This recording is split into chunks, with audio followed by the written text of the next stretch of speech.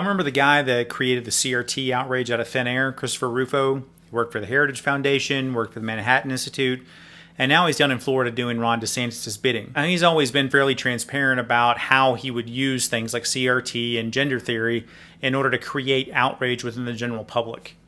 But I just recently came across a clip where he was speaking to a group at Hillsdale College in April 2022, and he talks a little bit more about the reasons why he's doing this. The second is to attack the credibility of institutions. This is something that I think conservatives have been rightly hesitant to do for many years. Well, we like our institutions. I think conservatives are really realizing now we liked what our institutions were, we like what we imagined them to be, and now that we are seeing what they are, we don't like them as much. And so, luckily, the institutions are really doing this to themselves. You see trust in all of our institutions cratering. I think it's foolhardy to say, well, we really want to just raise that number. I think you want to create the conditions for fundamental structural change, to appropriate some language. For example, school choice. To get universal school choice, you really need to operate from a premise of universal public school distrust. Because in order for people to take significant action, they have to feel like they have something at stake.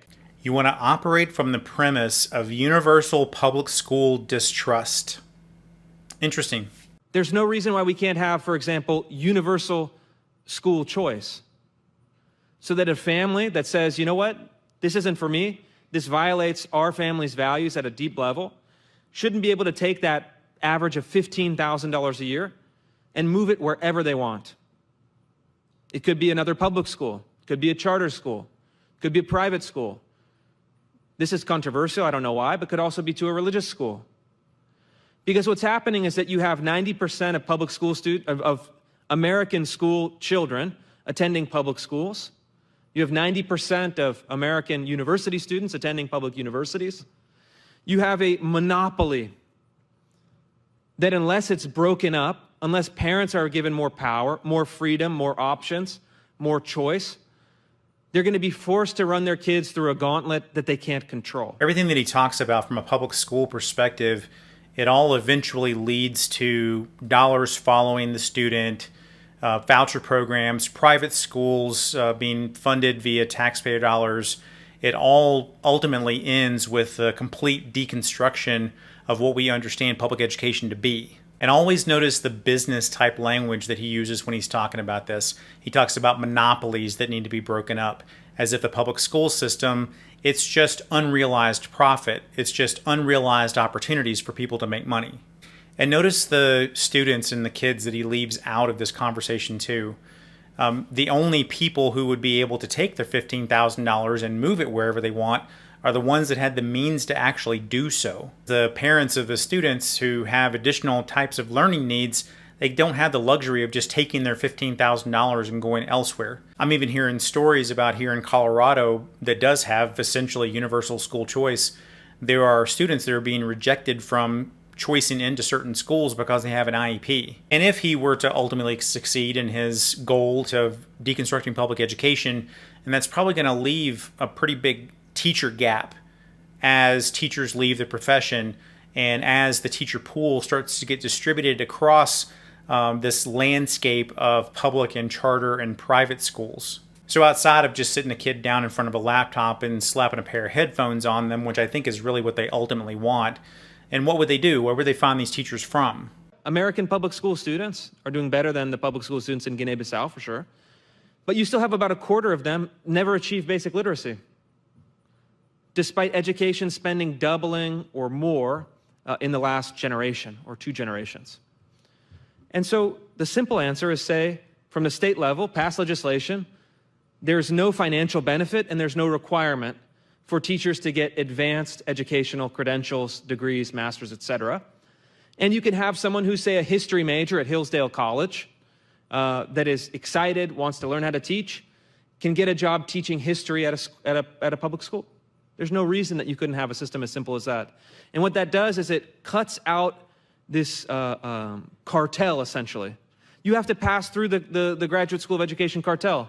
If you want your piece of paper in order to teach, you have to go through their thing.